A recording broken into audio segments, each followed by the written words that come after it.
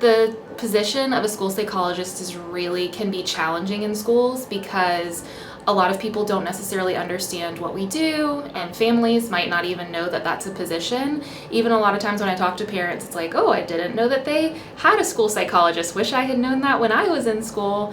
So it can be kind of a lonely position at times. I'm the only person in the building who has the title, and School Psychology Awareness Week is often kind of this thing that, gets left behind. People don't necessarily hear about it or celebrate it, and it's not purposeful, but it is super nice because I feel like Charleston County and North Charleston and Mary Ford have made me feel really special this week, and I feel really connected to everyone here, and I just appreciate that everyone has wanted to highlight me or tell me that they really appreciate everything I do.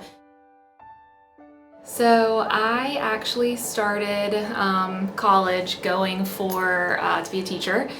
Secondary math teacher is what my initial plan was.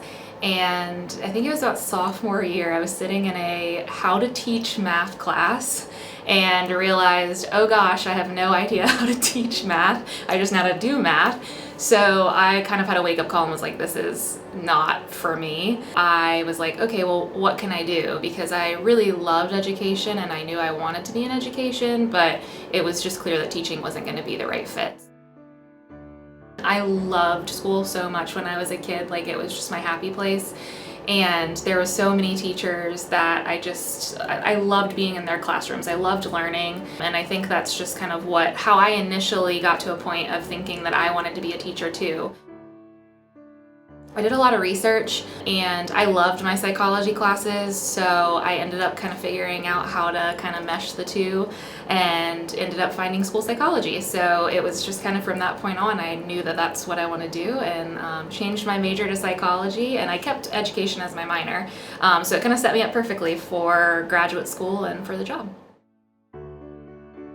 A lot of my job is to kind of be that neutral party between the school and the family. A lot of times, especially at this age group, this might be the first time that parents are hearing that there is an academic concern or a behavioral concern.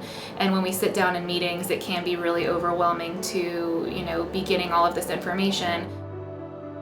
The little ones they're still at a point where they can really show a lot of growth. They wave at you in the hallway and just make you feel like, that they know who you are and they're happy to be here. They're so appreciative of everything that you're doing for them. I love working with elementary school kids though. I would definitely say it's my preference.